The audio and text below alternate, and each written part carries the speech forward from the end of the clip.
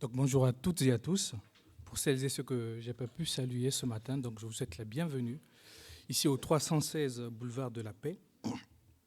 Je suis personnellement ravi d'être parmi vous, de célébrer ce culte avec vous également. Nous saluons toutes les personnes qui nous regardent sur Internet, qui ne peuvent pas être là, soit pour des raisons de santé ou bien pour une quelconque raison. Là aussi, nous vous saluons. Nous sommes honorés et également contents de pouvoir partager ce culte avec vous. Qui dit une nouvelle année, dit également une nouvelle année pour l'Église persécutée. Nos frères et sœurs qui partout dans le monde ne peuvent pas se réunir librement et qui, dans leur foi, expriment quand même leur reconnaissance auprès de Dieu et notre Dieu les fortifie. Et là aussi, c'est un véritable sujet d'action de grâce. Et nous bénissons vraiment Dieu pour cela, Dieu qui les fortifie au quotidien, qui les aide. Alors en France, durant le mois de janvier, on a l'habitude de se souhaiter de nouvel an ou des meilleurs vœux pour ceux qu'on n'a pas pu rencontrer. Et donc la semaine passée, nous avons eu un très bon message sur l'obéissance et des vœux que Gino nous a partagés aussi. Alors pour ma part, c'est très simple. Quoi vous souhaitez, si ce n'est cette magnifique réflexion de Jean-Baptiste? On peut le lire dans le livre de Jean, Jean chapitre 3, au verset 30, donc un de mes versets de référence que j'aime beaucoup lire, que j'aime repasser, méditer encore et encore. Donc Jean 3, 30, il nous est dit « Il faut qu'il croisse et que je diminue ». Avec ces mots simples, Jean-Baptiste désire tout simplement que Jésus croisse. Et s'y croître, c'est pousser, s'élever telle une plante, et que davantage lui, qui puisse s'abaisser, diminuer, et que Christ prenne la place seul. Telle une graine aussi petite est-elle, elle sera semée, va mourir, et si toutes les conditions sont réunies, elle va croître et devenir une plante. Tel est mon désir pour tout un chacun de nous, mais aussi pour notre Église. Donc tout au long de ce culte, nous aurons un temps de louange et d'adoration, un temps de prière aussi, un moment d'offrande, et ensuite nous passerons à la table du Seigneur, après quoi nous aurons le message qui sera apporté par Alain. Sans plus tarder, je vous propose donc ce premier cantique qui nous invite en tout cas à adorer Dieu, lui qui règne d'éternité en éternité, et cette vérité, moi personnellement, réjouit mon cœur en cette nouvelle année. Donc je vous propose de vous lever pour ce premier cantique intitulé « Pour la durée des temps ». Est-ce qu'on peut se lever pour ce cantique ?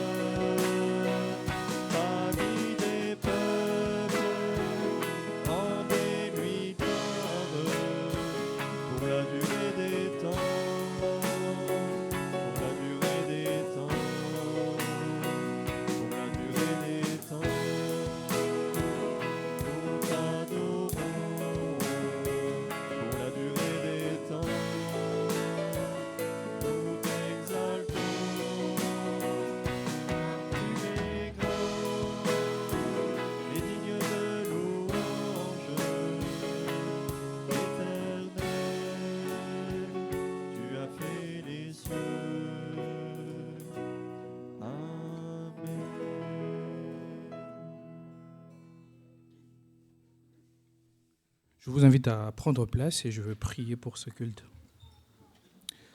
Tendre Père, nous voulons te dire merci une fois de plus. Merci pour ces temps, merci pour cette expression libre de notre foi. Merci Père parce que tu règnes, nous l'avons chanté pour la durée des temps. Et Seigneur, cette vérité, cette perspective, Seigneur, rassure mon âme et me fortifie au quotidien de savoir que tu es là, que rien, Seigneur, ne t'est inconnu et que tu règnes à tout jamais. Et pour notre Église, pour tout un chacun de nous, tu règnes, Père, pour la durée des temps. Et Père, pour ce culte, nous voulons te le remettre en tes saintes mains et que tu règnes encore et que seule ta volonté soit faite dans le précieux nom de Jésus-Christ. Amen.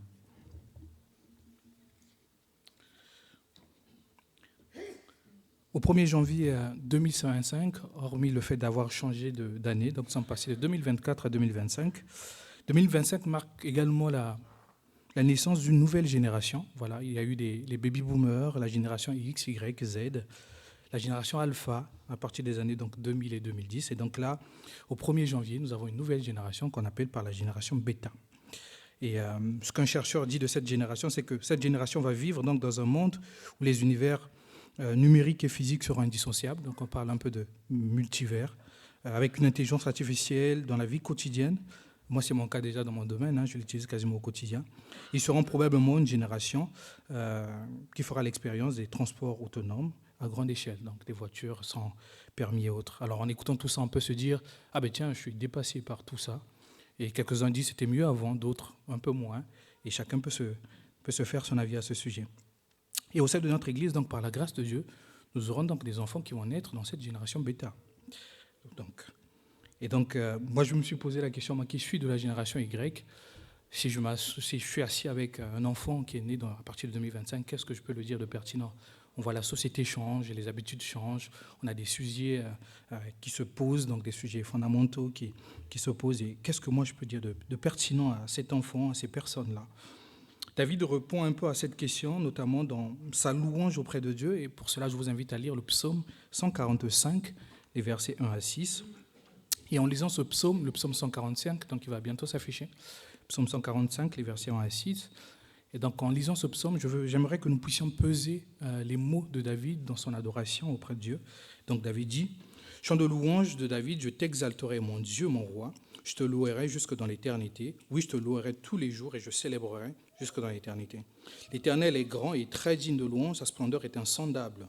Que chaque génération dise à celle qui la suit combien tes œuvres sont belles, qu'elle publie tes exploits, l'éclat de ta gloire et ta majesté. Pour moi, je méditerai le récit de tes merveilles. Qu'elle parle de ta force redoutable et moi je proclamerai tes exploits. Qu'elle évoque tes bienfaits immenses, qu'elle chante ton salut. » Donc David dit que chaque génération dise à celle qui suit combien tes œuvres sont belles, qu'elle publie tes exploits, l'éclat de ta gloire, de ta majesté.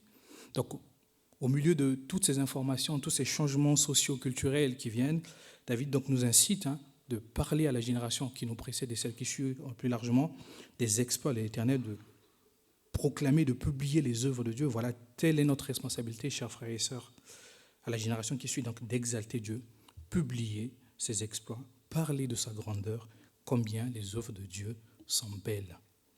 Parmi ces œuvres, donc, on retrouve le salut que nous avons en Jésus-Christ. Mettons cela en pratique ce matin, toute génération confondue, avec ces trois chants. Il est Seigneur, Dieu Tout-Puissant et digne es-tu. Est-ce qu'on peut se lever pour chanter ces trois cantiques ?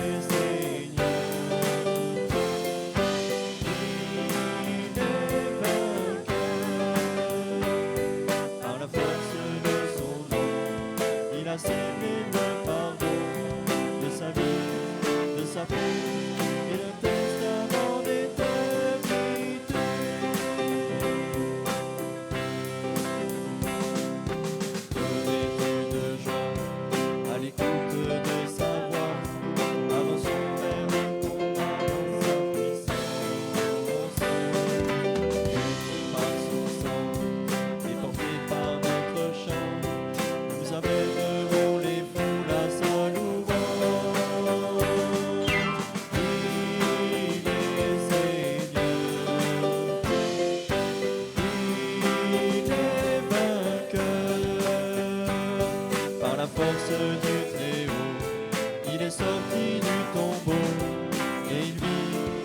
jamais, couronné de gloire et d'autorité.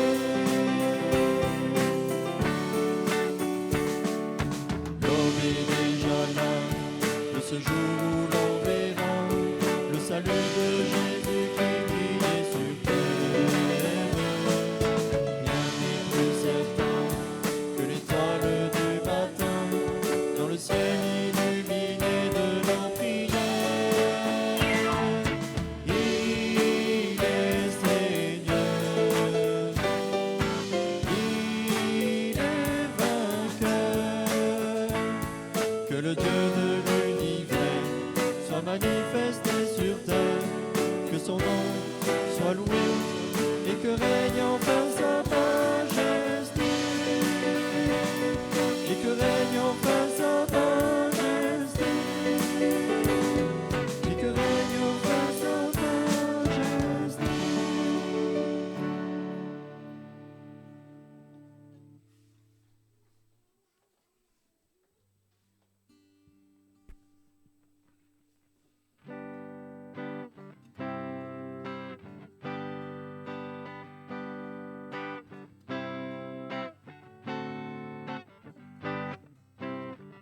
Dieu Tout-Puissant, quand mon cœur considère tout l'univers créé par ton pouvoir, le ciel d'azur, les éclairs, le tonnerre, le clair matin ou les aubes du soir, de tout mon être alors s'élève un chant.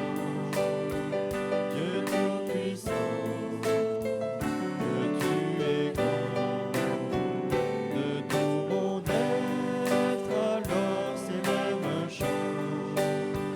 Dieu Tout-Puissant, que tu es grand, j'en parle les bois ou la forêt profonde, j'ai les j'entends les oiseaux chanter.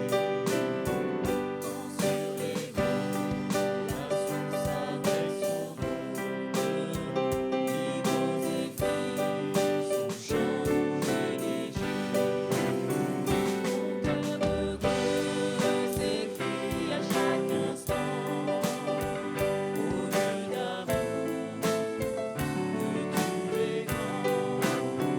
Mon cœur heureux s'écrie à chaque instant, au Dieu d'amour, que tu es grand. Et quand je suis au sublime mystère, d'un Dieu si grand, n'a pu penser à moi, que son cher Fils est devenu mon frère, et que je suis l'héritier du grand roi. Alors mon cœur redit la nuit le jour, que tu es bon, ô Dieu d'amour. Alors mon cœur redit la nuit le jour, que tu es bon, ô Dieu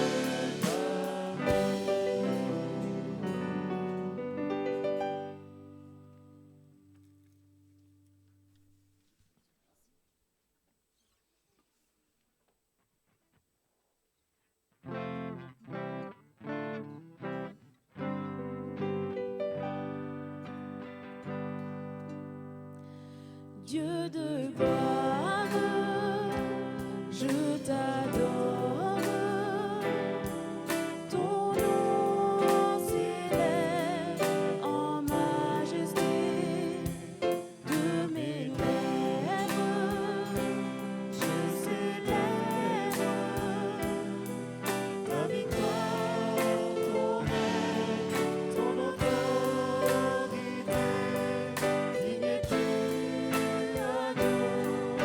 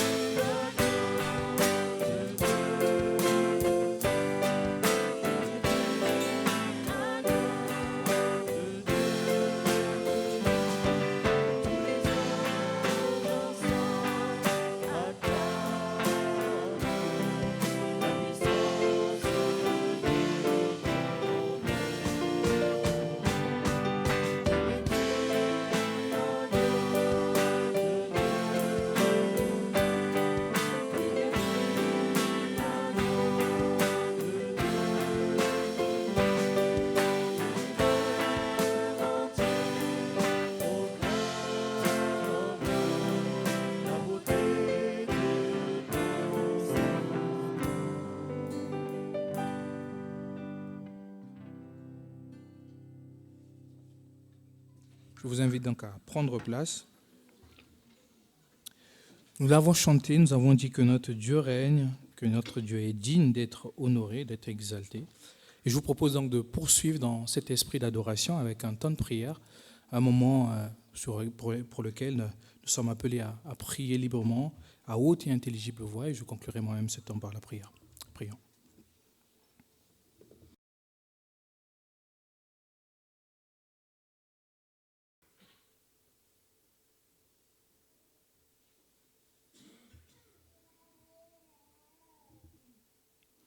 Oui, Seigneur, nous voulons te dire merci. On s'entend, David disait déjà que je t'exalterai, ô Seigneur, je te louerai jusqu'à dans l'éternité.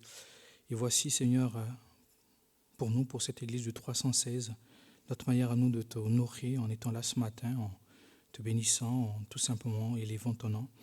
Et ce dimanche à 7h, une multitude d'autres chrétiens, des frères et sœurs qui se réunissent aussi pour te louer, t'adorer. Et merci, Seigneur, pour cette expression de notre foi qui est assez libre, en tout cas pour nous. Merci, Père, pour cette grâce et ce privilège que tu nous donnes, réunis entre frères et sœurs pour t'adorer. Telle est la beauté, Seigneur, de ton sacrifice, telle est la famille que tu nous as donnée également. Te prions, Seigneur, de conduire toutes choses et sois honoré davantage, Père. Au nom de Jésus-Christ. Amen. Nous allons passer à un autre moment aussi important de ce culte. Il s'agit donc là des offrandes. Pour rappel, on a l'habitude de le dire, mais à juste titre, qu'il s'agit donc d'un acte volontaire, sans contrainte, que nous faisons, tel nous dit la parole de Dieu, dans notamment 2 Corinthiens, chapitre 9, les versets 7, que chacun donne selon ce qu'il a résolu dans son cœur, il nous est dit. Donc l'offrande est aussi donc, une forme d'expression, donc l'expression de notre adoration auprès de Dieu. Et la Bible nous rappelle aussi que tout appartient à Dieu, et moi je dis qu'il est notre pourvoyeur par excellence. Donc sentez-vous libre durant ce temps de donner au Seigneur. Et pendant que le panier va circuler, donc je vous invite à vous lever pour le chant suivant. Offrons au Seigneur reconnaissance. J'invite aussi les frères que j'ai sollicités à faire passer le panier.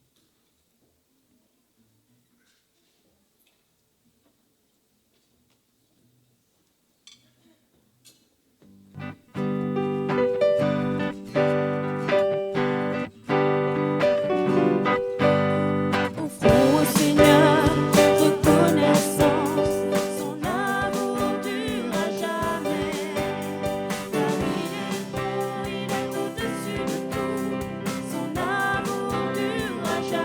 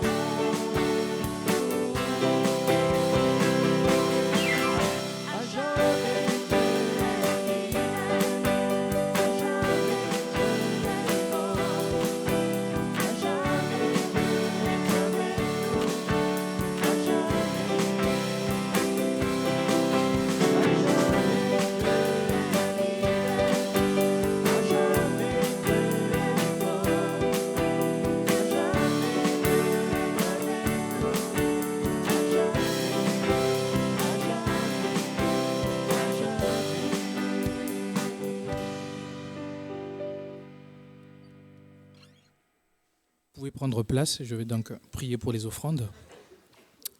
Seigneur, nous te disons merci une fois de plus pour ces offrandes. Nous avons chanté à jamais tu es fidèle. Tu es fidèle, Seigneur, pour les besoins de tout un chacun de nous. Tu es fidèle, Seigneur, pour les besoins de cette Église. Tu es fidèle, Seigneur, pour les besoins des différents missionnaires qui, partout dans le monde, œuvrent, Seigneur, pour annoncer ta parole. Et Seigneur, laisse que tu reçoives ces offrandes et qu'elles servent vraiment, Père, pour l'avancement de ton œuvre, ton royaume. D'abord ici à Pau et partout ailleurs, Père. Au nom de Jésus-Christ. Amen.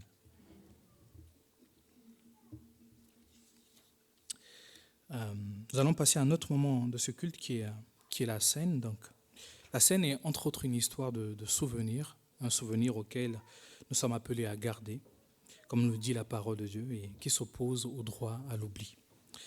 Oublieux que je suis trop bien souvent, je normalise très souvent l'œuvre accomplie de Christ à la croix. Voilà pourquoi la Bible nous ordonne de nous souvenir de ce repas jusqu'à ce que Christ revienne. Il est notamment dit dans Corinthiens, « Faites ceci en mémoire de moi », pour que nous ne puissions pas oublier en tout cas ce que Christ a fait. Il y a donc le repas qui précède, que nous allons prendre, qui précède donc le sacrifice ultime de Jésus-Christ à la croix. C'est aussi la plus belle déclaration de l'amour que Christ a fait sur une croix pour nous. Et de cela découle donc le ministère de la réconciliation que Christ nous a confié, dont nous sommes ambassadeurs à plein temps, auquel nous sommes appelés à témoigner auprès de toutes les personnes qui sont éloignées de Dieu, qui sont ennemies de Dieu, et dont Christ lui-même est garant. Tout cela est le fruit tout simplement de l'amour inconditionnel de Dieu. Il y a un chant que j'aime particulièrement écouter et qui décrit l'amour de Dieu comme un ouragan de tendresse, un océan de sagesse, un volcan de compassion et une tempête d'affection. Voilà la portée de Jean 3,16 en d'autres mots. Et le verset suivant me rappelle cette vérité au quotidien. Je vous invite donc à lire dans Éphésiens chapitre 2, les versets 8 à 9. Je lis dans la version Semeur. Car c'est par grâce que vous êtes sauvés par le moyen de la foi. Cela ne vient pas de vous, c'est un don de Dieu. Ce n'est pas le fruit d'œuvres que vous auriez accompli. Personne n'a donc de raison de se vanter. Il est question donc ici d'un Dieu créateur qui s'est fait homme, qui est venu nous sauver, nous qui sommes pécheurs. Cela montre à la fois la gravité de notre péché puisque nous étions éloignés de Dieu, mais cela montre aussi le désir de Dieu d'être glorifié par sa créature, que je suis et que vous êtes également. Le texte nous le dit, c'est une grâce, c'est un don de Dieu. Je n'ai donc aucun mérite devant ce salut si ce n'est accepter tout simplement ce que Christ a fait pour moi, ce qu'il a fait pour vous par la foi. Et le pain que nous allons prendre tout à l'heure représente tout simplement le corps de Christ qui a souffert pour nous. Le sang lui a coulé pour notre justification. Et cet amour attend une réponse. Pour ma part, à nouveau, je m'humilie devant cet amour. À nouveau, je l'accepte. À nouveau, je regarde à la croix. Et toi, devant cet amour, est-ce que tu l'acceptes? Est-ce que ton cœur reste indécis? Que fais-tu donc de cet immense amour que Christ nous offre, en fait? Nous allons chanter le cantique suivant en restant assis. Le cantique s'intitule « Jésus-Christ » et je vais vous lire quand même les paroles de ce cantique. « Jésus-Christ, je repense à ton sacrifice. Tu t'es humilié bien souvent. Ce don de vie m'a bouleversé et j'en suis ému à nouveau. J'en suis ému. À nouveau, je regarde à la croix où tu es mort. Je suis humilié, brisé par ta miséricorde. À nouveau, je répands ma vie. Merci pour la croix. Merci pour la croix. Merci pour la croix. Jésus. » Et je veux que ces paroles puissent vraiment refléter l'état de notre cœur et notre adoration en chantant ce cantique.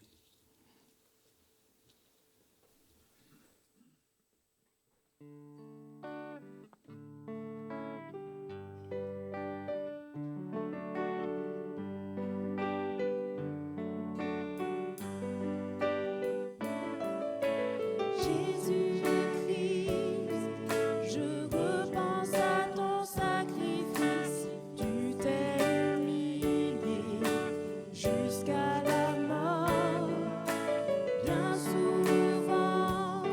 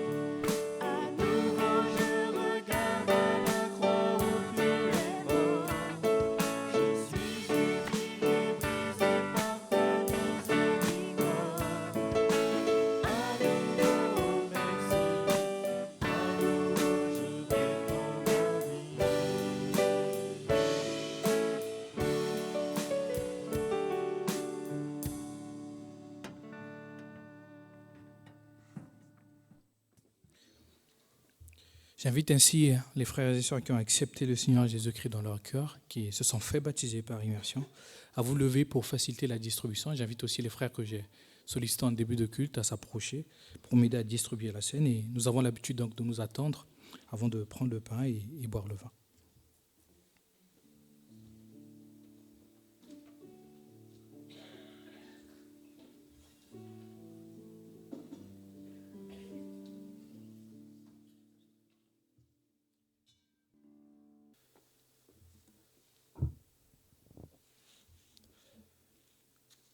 Oui, Seigneur, on désire encore ce matin se souvenir, et comme on l'a répété, non pas comme une habitude, mais vraiment comme un privilège, se souvenir encore une fois de ce sacrifice, se souvenir que tu es venu comme un homme, tu t'es fait homme, et tu es venu parmi nous, et tu es venu souffrir, tu es venu prendre nos péchés sur toi, toi qui étais parfait.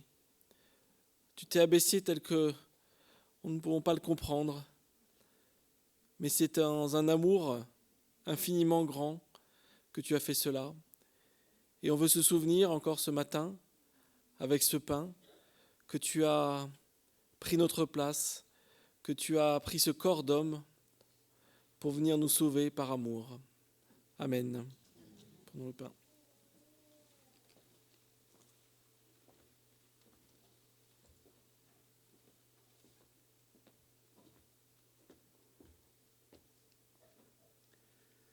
Oui, Seigneur, ce matin encore, nous nous souvenons.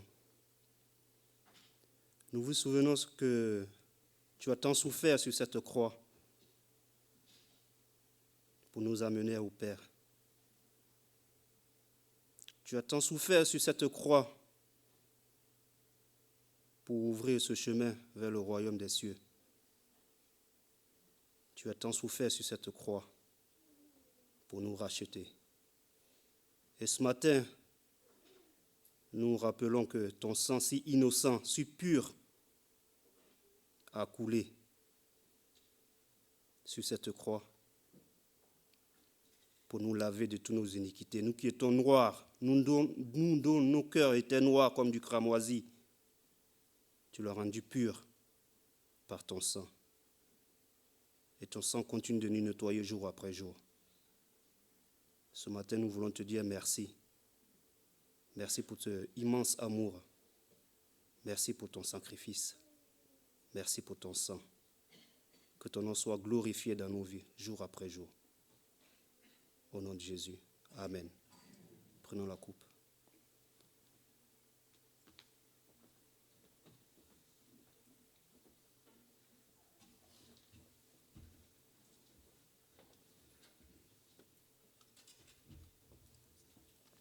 Pendant que nos frères ramassent les coupes, donc je vous invite à chanter ce cantique qui va nous préparer à écouter le message qui est ta parole. On peut rester debout pour ce cantique.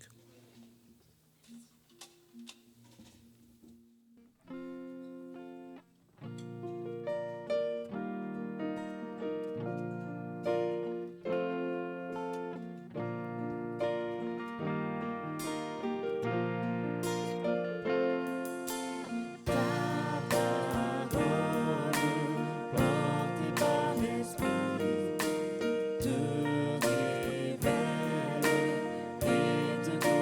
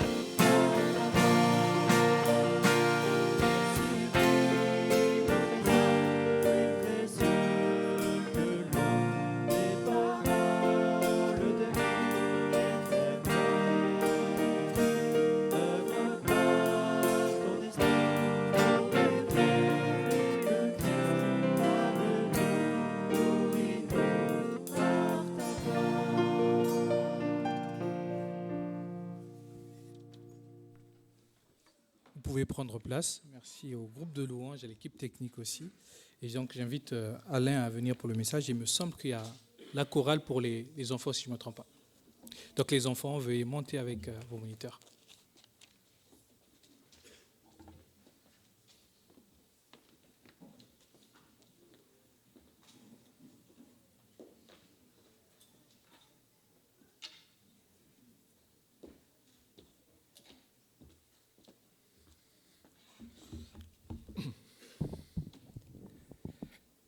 Voilà, bonjour à tous et merci à tous ceux qui ont contribué à nous préparer à adorer le Seigneur et à vivre ce culte ce matin. Nous sommes au début d'une nouvelle année, vous le savez. Avez-vous pris une résolution? Avez-vous décidé quelque chose pour 2025? Et tout à l'heure, à plusieurs, on se disait, waouh, c'est 2025 déjà quand même. Ça passe vite les années.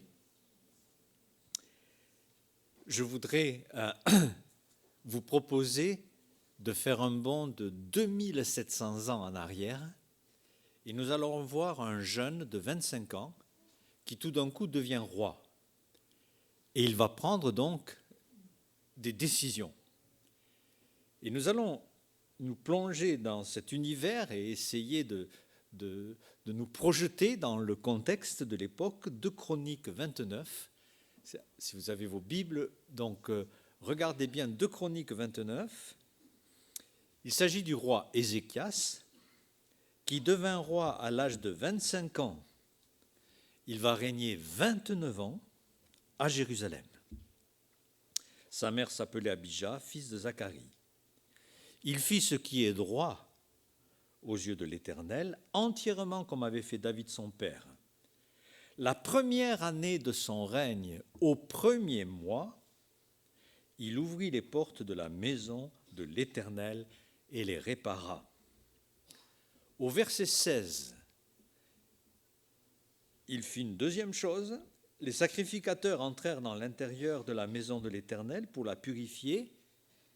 Ils vont sortir toutes les impuretés qu'ils trouvèrent dans le temple de l'Éternel et les mirent dans le parvis de la maison de l'Éternel où les Lévites les reçurent pour les emporter dehors au torrent de Cédron.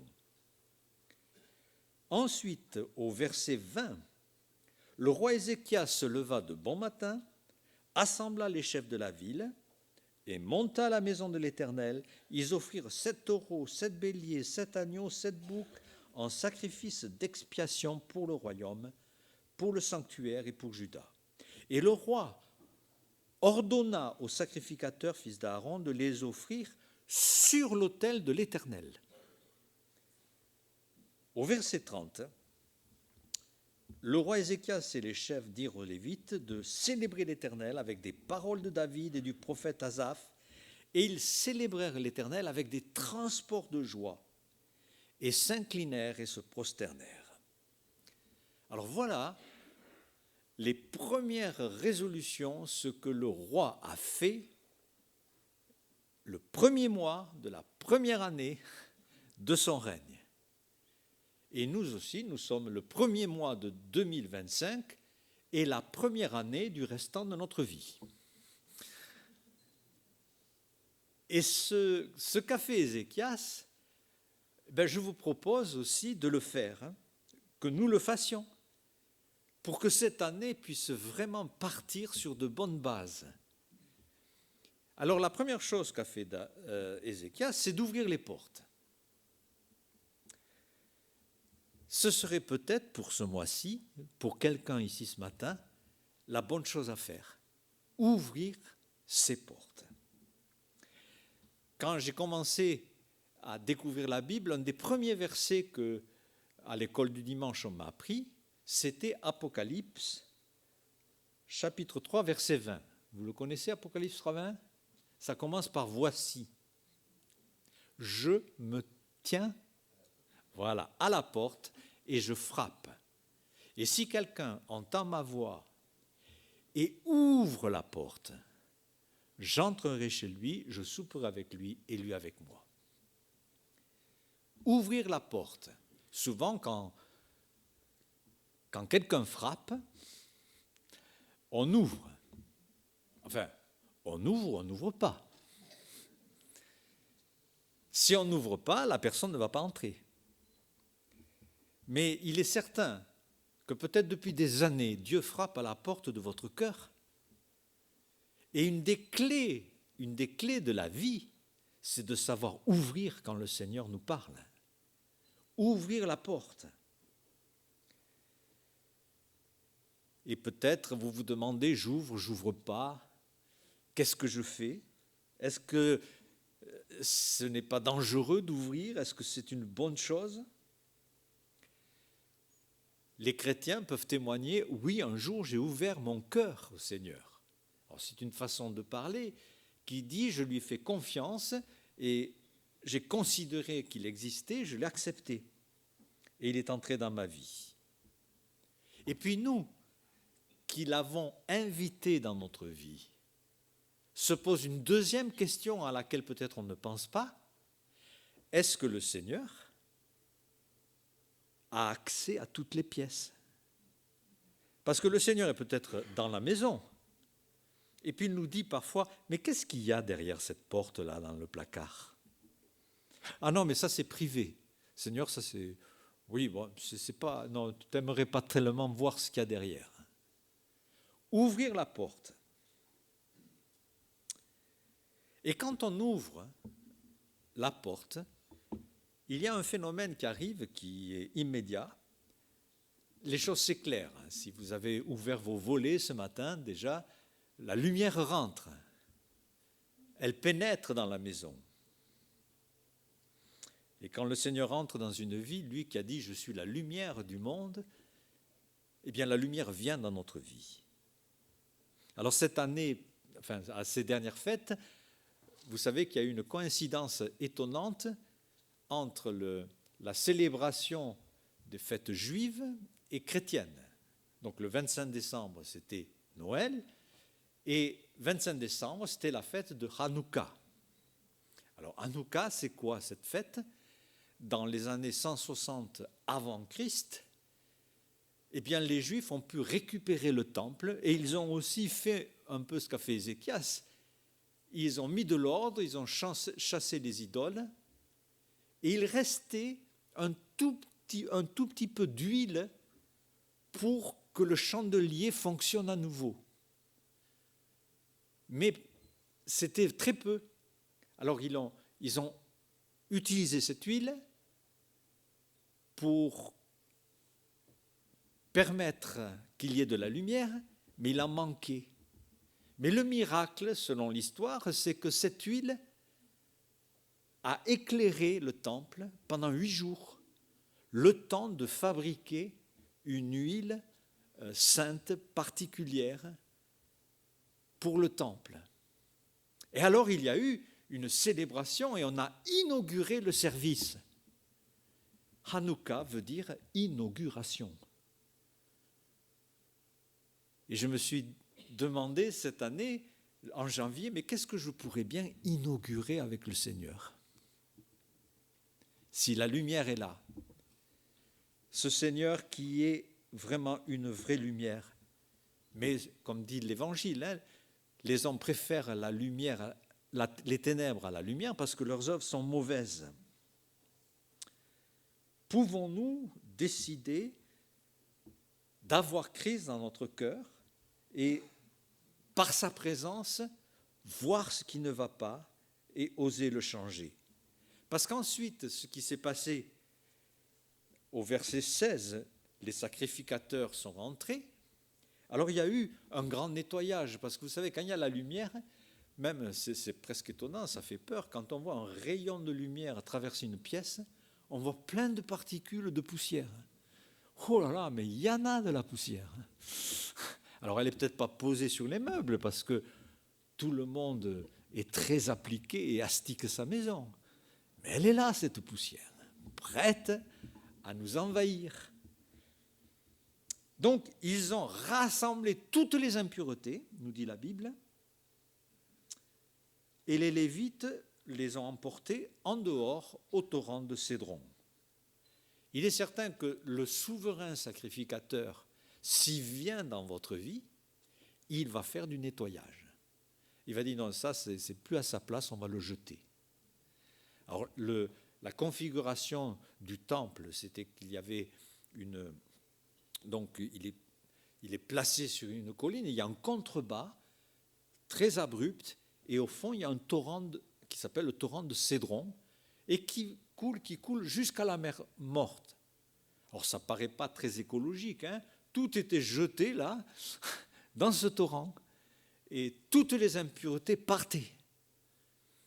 Et torrent, le Cédron, c'est un mot qui signifie trouble, sombre. Ce n'est pas très, très joyeux comme nom. C'est ce torrent qu'a traversé David quand il était chassé par son fils Absalom, hein, et qui avait eu la révolte, et la Bible dit, il monta le mont des Oliviers.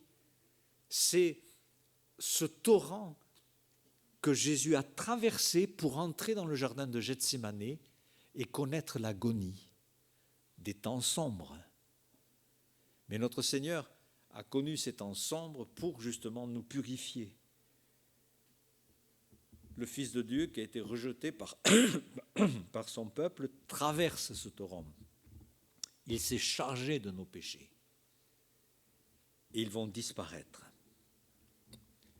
L'autre chose que nous apprenons de ce passage que nous avons lu au verset 20, c'est qu'il y a eu des sacrifices. Évidemment, vous savez que dans l'Ancien Testament, les sacrifices préfigurent le sacrifice parfait.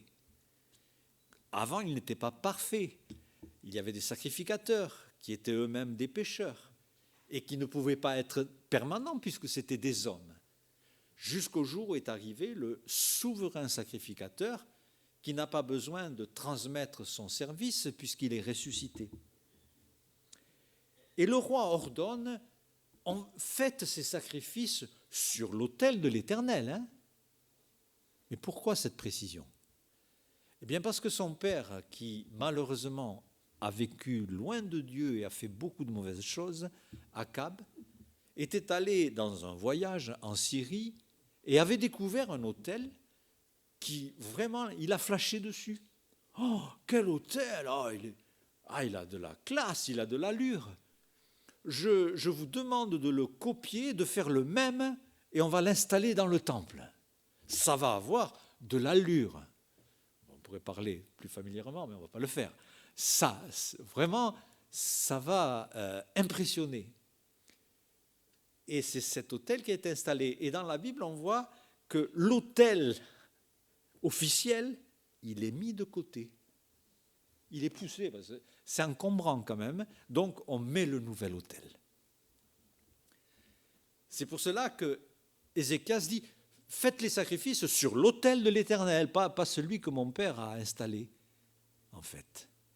Vous savez, la tentation, et depuis 2000 ans, le christianisme a été déformé, défiguré, encombré, parce qu'on est allé dans le monde, on s'est promené en Syrie ou ailleurs, et on a dit, ah ça c'est chouette, on va faire pareil.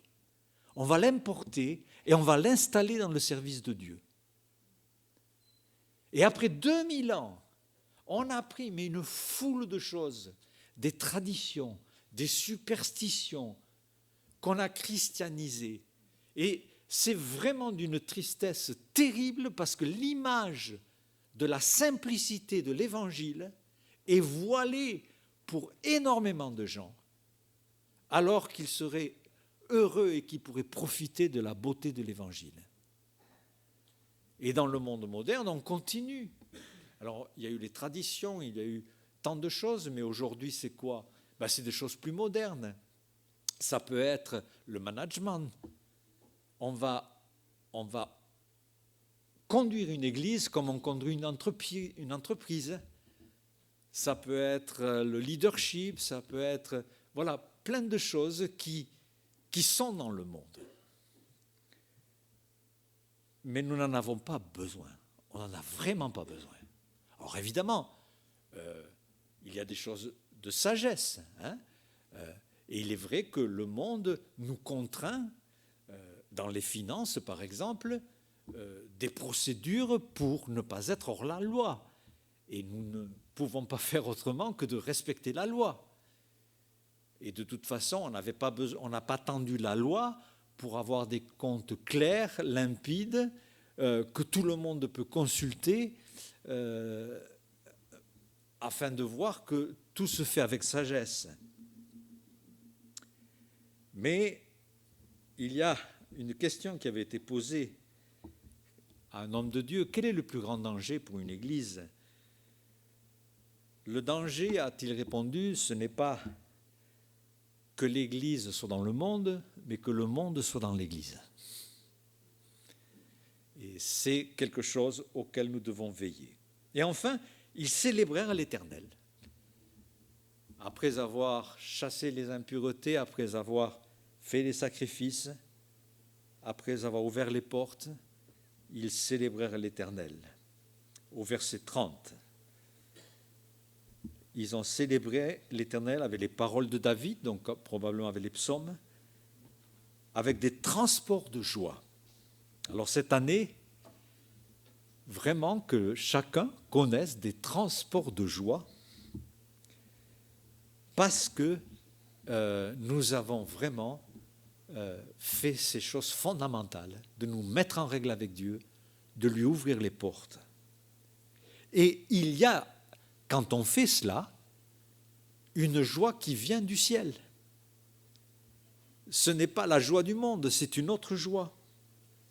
D'ailleurs, Ézéchias, nous avons ses propos dans le livre d'Ésaïe, dira ceci au chapitre 38, verset 20, « L'Éternel m'a sauvé, nous ferons résonner les cordes de nos instruments tous les jours de notre vie dans la maison de l'Éternel. » Tous les jours de notre vie dans la maison de l'Éternel, parce que nous sommes dans la joie d'être sauvés. Et le chrétien ne fait pas de la louange, ou ne chante pas, ou ne joue pas de la guitare, ou du piano, ou autre chose, une fois par semaine. C'est tous les jours de sa vie. Et chacun de nous, tous les jours de notre vie, nous devons célébrer notre Seigneur. Il doit y avoir de la joie qui donne envie d'écouter des cantiques et de faire des cantiques et de chanter des cantiques. Alors depuis le début de l'année, comment ça se passe dans la semaine ? Est-ce que vous attendez dimanche pour chanter ? Pour louer et célébrer Dieu ? Et puis nous arrivons maintenant à une autre chose qui va se passer en 2025. Alors j'espère que ce qui a été dit va être mis en pratique, mais il y a des choses en 2025 que vous allez subir. Et je voudrais vous en montrer une, qui est la suite de l'histoire d'Ézéchias. Regardons le chapitre 32. Alors c'est un verset qui m'a un petit peu perturbé. Verset 32, le verset 1, « Après ces choses et ces actes de fidélité, parut Sanchérib, roi d'Assyrie, qui pénétra en Juda et assiégea les villes fortes dans l'intention de s'en emparer. » Donc nous sommes 700 ans avant la naissance de Christ. Sanchérib, roi d'Assyrie, nous allons découvrir ce personnage, attaque toutes les villes d'Israël, va assiéger des villes, va détruire beaucoup de choses. Mais ce que je veux relever d'abord, c'est il y a les actes de fidélité et puis arrive l'adversité. Et souvent, c'est quelque chose que nous avons du mal à comprendre.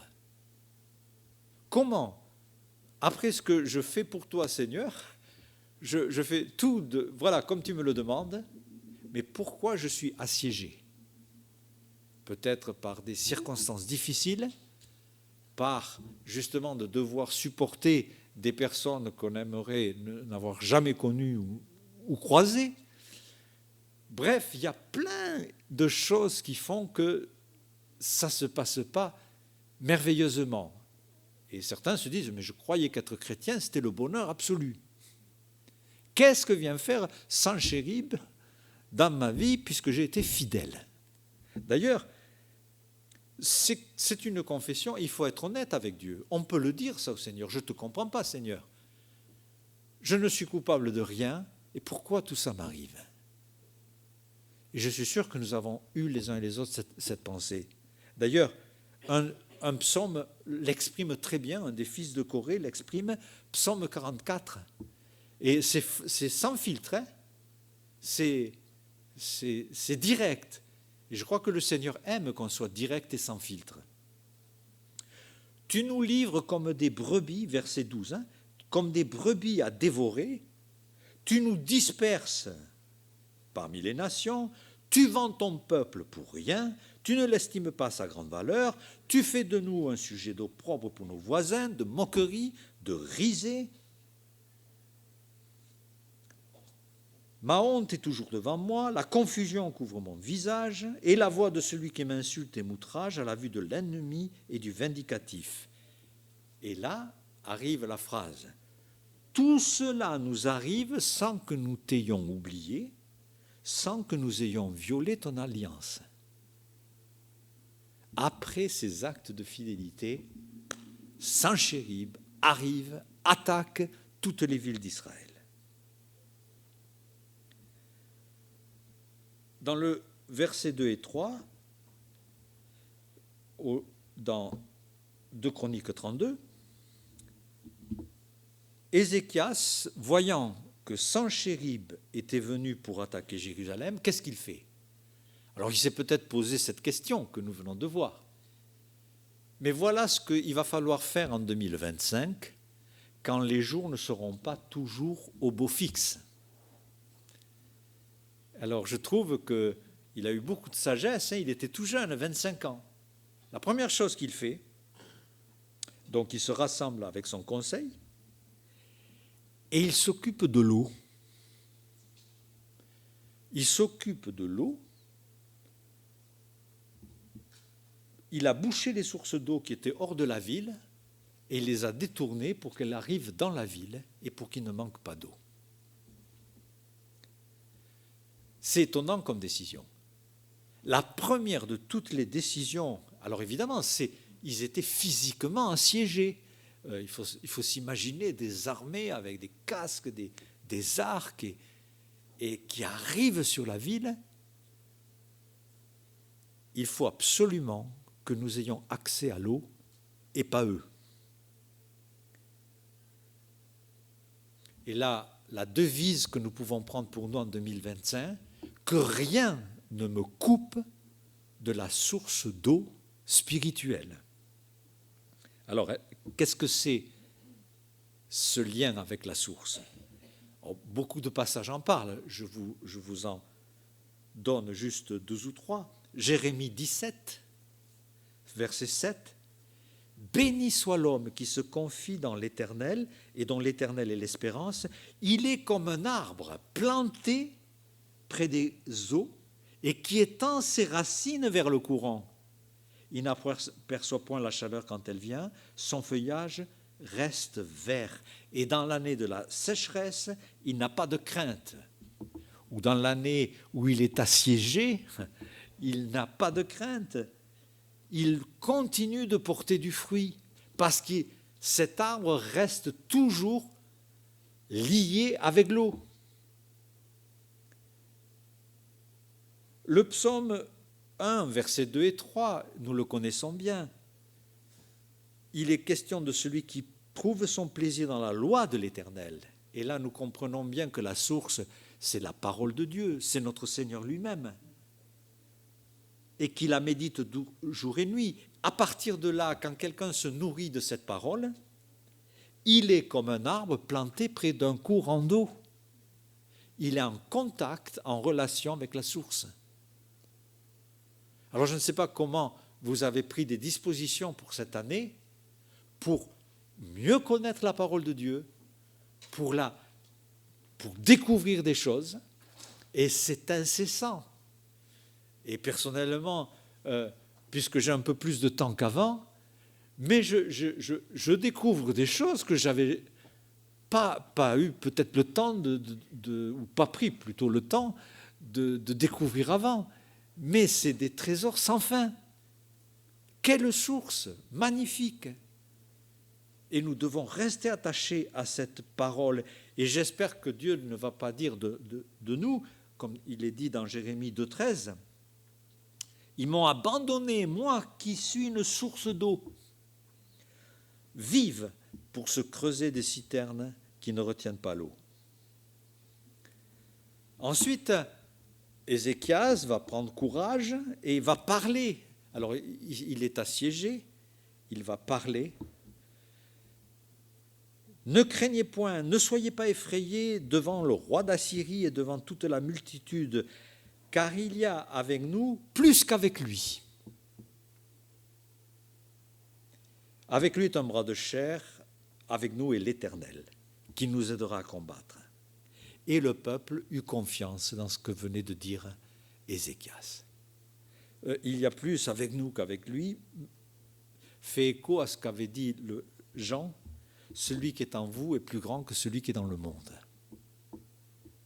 Alors cette année, quand une épreuve arrivera, nous ne devons pas perdre de vue, il y a avec nous plus qu'avec l'adversaire. Et il a reconstruit la muraille qui était en ruine d'ailleurs au passage, ce qui était humainement sage de faire. Hein. Les villes avaient besoin de murailles pour être protégées. Il a fait ce qu'il a pu, mais il y avait d'abord la confiance en l'Éternel. Ce qui nous fait comprendre qu'il y a notre part. Il y a peut-être des choses qui tombent en ruine, peut-être notre organisation. Le matin, on est pressé, on dit « Ah oui, c'est vrai que je devrais lire un petit verset, je le lirai à midi. » Puis à midi arrive « Ah non, bon, je le ferai ce soir. » Bref, il y a peut-être des liens avec la parole, avec le Seigneur, qui sont un petit peu menacés, qui tombent un peu en ruine, et il faut changer tout cela. Mais ce n'est pas que ça qui va nous donner la victoire, c'est notre dépendance et notre confiance en Dieu. Puis il y a autre chose qui se passe, qui est compliqué dans une année, après que l'on ait fait ce qu'il fallait faire. Ce roi Sanchérib qui arrive va déjà faire une démonstration de force avec une ville qui se trouve à mi-chemin entre Jérusalem et Gaza. C'était une ville fortifiée qui s'appelle Lachish. Dans 2 Chroniques 32, verset 9, nous découvrons qu'il envoya des serviteurs vers Jérusalem pour commencer le siège, pendant qu'il était devant Lachish, avec toutes ses forces. Et il envoya vers Ézéchias, roi de Juda, et vers Jérusalem pour leur dire, alors nous allons voir ce qu'il va leur dire, pendant que lui massacre littéralement les gens de Lachish. Ils sont parvenus à entrer dans la ville et ils ont fait vraiment un désastre. Alors, fort de leurs actes, ils parlent à Ézéchias. Et nous avons les propos dans le verset 10. Et vous allez voir comment ces propos ressemblent à des pensées négatives que le chrétien peut avoir et avec lesquelles il lutte beaucoup plus souvent qu'on ne le pense. Ainsi parle Sanchérib, roi d'Assyrie. Mais sur quoi repose votre confiance ? Et le tentateur peut vous dire ça ce matin. Enfin, quand même, pourquoi rester à Jérusalem dans la détresse ? Pourquoi restez-vous du côté du Seigneur avec tout ce qui vous arrive ? Est-ce qu'Ézéchias ne vous abuse pas pour vous livrer à la mort, par la famine, par la soif, quand il dit « L'Éternel notre Dieu nous sauvera de la main d'Assyrie ». Alors c'est des mots forts, hein ? Au verset 13, « Ne savez-vous pas ce que nous avons fait, moi et mes pères ?» Ils ont peut-être déjà des infos de Lachish, « à tous les peuples des autres pays. » Et tous ces peuples, ils ont des dieux, Mais ces dieux ne les ont pas délivrés. Ils avaient de la foi, ces peuples, mais ça tournait au désastre. Et vous, vous avez foi en l'Éternel, mais ça va tourner au désastre. Donc en fait, ce que fait le tentateur, c'est de nous faire croire que le Dieu que nous adorons est un Dieu quelconque comme n'importe quel Dieu. Et il est même dit, parmi tous les dieux de ces nations que mes pères ont exterminés, quel est celui qui a pu délivrer son peuple de ma main pour que votre Dieu puisse vous délivrer de ma main? Qu'Ézéchias ne vous séduise donc point, qu'il ne vous abuse point, ne vous fiez pas à lui, car aucun Dieu d'aucune nation ni d'aucun royaume n'a pu délivrer son peuple de ma main. Et il le répète et il le répète.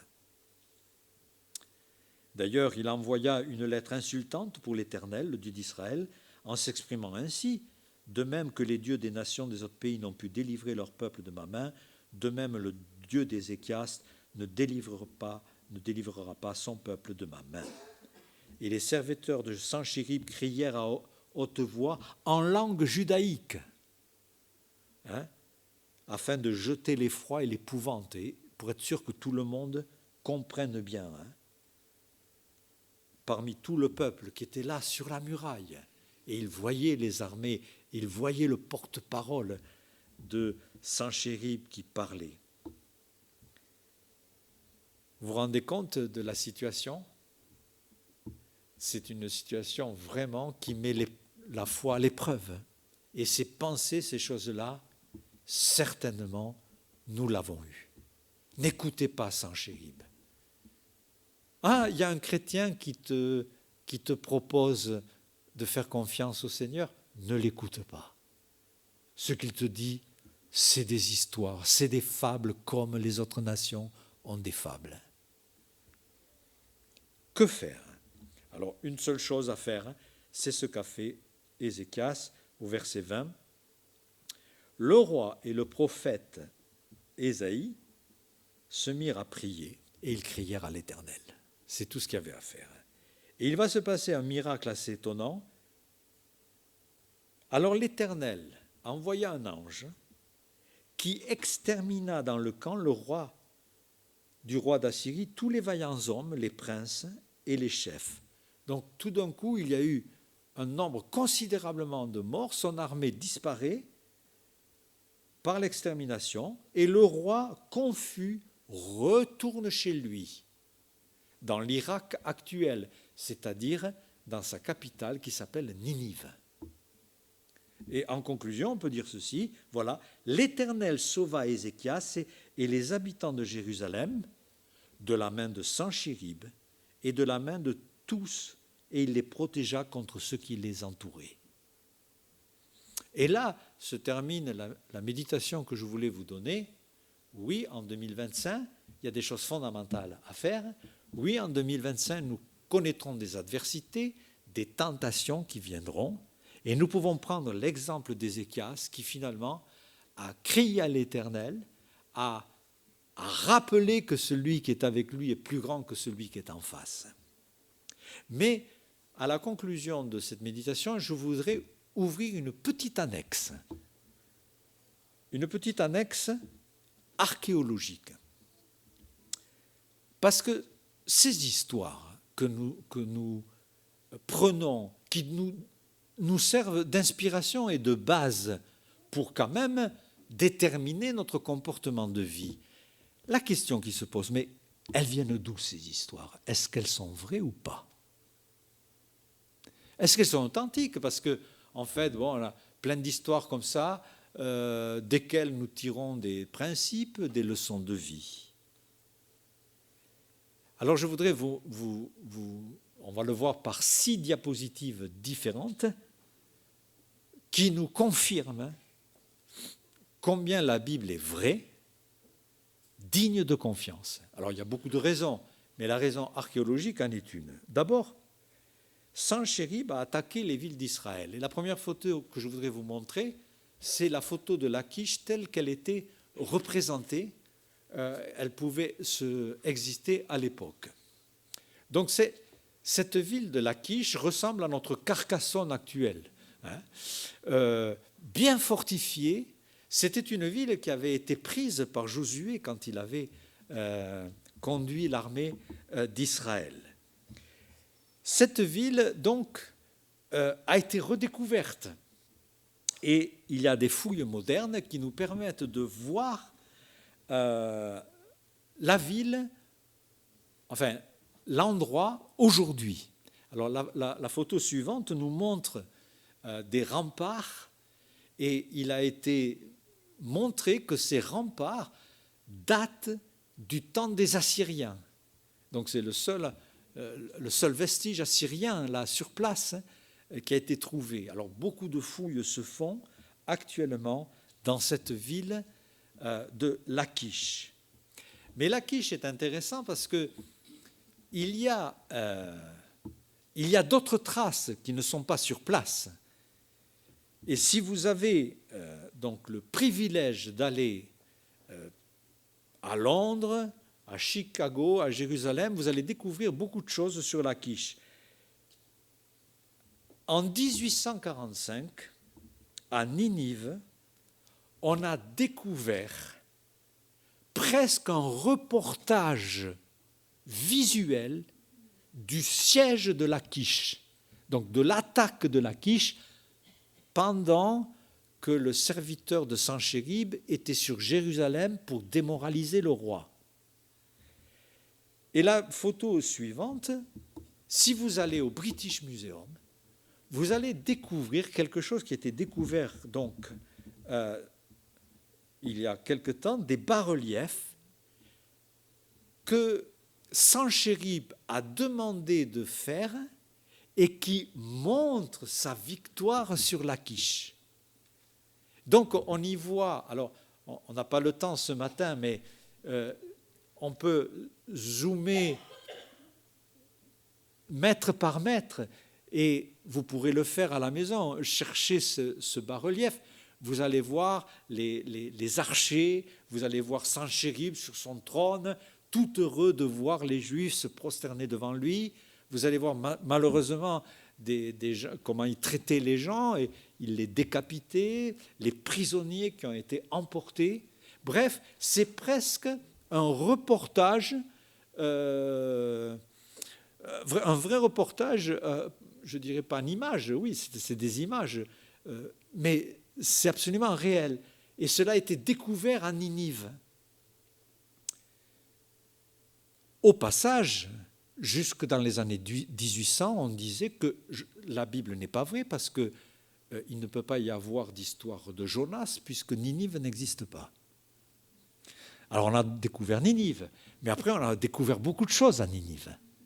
Et on a donc découvert ce lieu. Non seulement on a découvert cette fresque, il était fier, pourtant il a perdu toute son armée, hein, mais quand il est rentré chez lui, il a voulu montrer qu'il était un grand vainqueur. Et on a découvert, alors la diapo suivante, il s'agit d'un prisme, le prisme de Taylor. C'est le récit dicté par Sanchérib sur ce qu'il a fait en Israël. Il y a c'est en 3 exemplaires. C'est peut-être de là que vient l'administration et qui veut le tout en 3 exemplaires. Donc, ça existe en 3 exemplaires. Il y en a un donc, au British Museum, il y a un prisme à Chicago et un prisme au musée de Jérusalem. Alors ce prisme, écoutez, il faut que je vous laisse maintenant parler Sanchérib, parce que la Bible parle de Sanchérib, mais nous avons par l'archéologie les propres mots de Sanchérib. Et nous avons justement le climat, l'esprit dans lequel il est. Et vous allez voir, ce n'est pas simple de résister et de ne pas être dans la crainte devant quelqu'un comme ça. Alors voilà, Sanchérib, le grand roi. Donc là, je vous lis ce qui est gravé sur ce prisme. Le puissant roi, le roi du monde, le roi d'Assyrie, le roi des 4 coins, le sage berger, le favori des grands dieux, le gardien du droit, l'amant de la justice, le héros parfait. l'homme fort, le premier de tous les princes, le puissant qui consume les insoumis, qui frappe les méchants de la foudre. Quant à Ézéchias, le judaïte, qui ne s'était pas soumis à mon joug, je pris 46 de ces villes fortes et fortifiées, ainsi que les bourgades de leur territoire, qui étaient sans nombre, et je les ai rasées avec des béliers. Béliers qu'on peut voir sur le bas-relief. Lui, Ézéchias, je l'ai enfermé comme un oiseau en cage dans Jérusalem, sa ville royale. La splendeur terrifiante de ma majesté l'a vaincu. Voilà le rapport de Sanchérib sur l'histoire que nous avons vue ce matin. Donc l'archéologie confirme les événements bibliques. Alors, j'ai encore deux exemples. Ézéchias, nous avons parlé de l'eau. Pour détourner l'eau, il a créé un tunnel. Et ce tunnel, nous l'avons découvert. Donc le tunnel d'Ézéchias est un tunnel qui a été découvert et qui est absolument magnifique et qui permet donc, vous l'avez ? Et voilà, qui a permis donc à la ville d'être alimentée en eau. C'est un tunnel qui fait 533 mètres, qui a un très faible dénivelé. Mais la chose absolument extraordinaire à l'époque, c'est qu'ils ont commencé à creuser le tunnel des deux côtés pour se rejoindre. Et ils ne se sont pas manqués. Donc, mais c'est absolument aussi une indication qui confirme la parole de Dieu, qui nous dit justement dans 1 Roi 20 qu'Ézéchias a creusé un tunnel. Et je terminerai encore avec une autre diapo, c'est le sceau d'Ézéchias. On a découvert un sceau où il y a marqué appartenant à Ézéchias, fils d'Akab, et en bas, roi de Juda. Donc ça a été trouvé tout près du mont du Temple. Récemment, il y a quelques années, le sceau d'Ézéchias, un tout petit sceau, avec d'une part quelques symboles. Alors il y a 2 symboles égyptiens, on ne sait pas trop ce qu'ils viennent faire là, mais on savait qu'il y avait beaucoup d'influences égyptiennes du temps des rois d'Israël. Et puis il y a ce fameux soleil avec des ailes. Nous savons une chose dans Ésaïe 38, versets 3 et 4, nous savons que Ésaïe a reçu un message de la part de l'Éternel. J'ai entendu ta prière, j'ai vu tes larmes parce qu'il était malade. Voici, j'ajouterai 15 années à ta vie. Je te délivrerai, toi et cette ville, de la main du roi d'Assyrie. Je vais te délivrer. Je protégerai cette ville. Et voici de la part de l'Éternel le signe auquel tu connaîtras que l'Éternel accomplit sa parole. Je ferai reculer de 10 degrés en arrière le soleil. Et l'ombre reculera donc de 10 degrés. Et c'est ce qui s'est passé. Ainsi, nous avons peut-être là, dans ce sceau, le témoignage que le Seigneur était pour ce roi un soleil, un vrai soleil avec des ailes. Car c'était quand même une façon régulière d'entrevoir le Seigneur. Le psaume 84, 11 et 12 nous dit « Je préfère me tenir sur le seuil de la maison de Dieu, car l'Éternel est un soleil et est un bouclier. » Dans Luc 1, 78, quand il est annoncé que Jésus va arriver, il est écrit « Le soleil nous a visités d'en haut et pour éclairer ceux qui sont assis dans les ténèbres et dans l'ombre de la mort. » Oui, le Seigneur est pour nous un soleil. En tout cas, nous voyons pour Ézéchias qu'il l'était. Et puis dans Matthieu, après il y a des ailes. Et les ailes aussi sont une illustration de la fidélité de Dieu, de la capacité de Dieu de nous aider dans notre vie. Exode 19, 4, vous avez vu ce que j'ai fait à l'Égypte, comment je vous ai porté sur des ailes d'aigle et amené vers moi. Ou le psaume 63, verset 8, tu es mon secours, je suis dans l'allégresse à l'ombre de tes ailes. Donc Ézéchias, peut-être par ce sceau, a voulu aussi témoigner que le Seigneur était un Dieu puissant, qu'il éclaire, qui le porte et qui est présent. Et nous avons aussi le relais de cette image par le Seigneur lui-même qui regarde Jérusalem. Matthieu 23, 37, Jérusalem, qui tue les prophètes et qui lapide ceux qui te sont envoyés, combien de fois ai-je voulu te rassembler tes enfants comme une poule rassemble ses poussins sous ses ailes. Et vous ne l'avez pas voulu. Voilà le sceau d'Ézéchias qui est visible à Jérusalem, qui est exposé, qui confirme aussi, oui, que ces personnes ont vraiment existé, qu'elles ont vécu ce qu'elles ont vécu. La parole de Dieu est vraie. Et c'est aussi vrai que le Seigneur peut-être pleure sur quelqu'un aujourd'hui en disant, voilà, je voudrais vous rassembler sous mon aile. Mais est-ce que vous le voulez? Est-ce que vous le voulez? Que voulez-vous? Alors, vouloir, vœu, on se fait des vœux. Vous avez peut-être des vœux pour cette année. Mais le principal vœu, c'est d'être à l'ombre de ses ailes et conduit par le soleil qui est notre Seigneur. Amen. Et bonne année alors.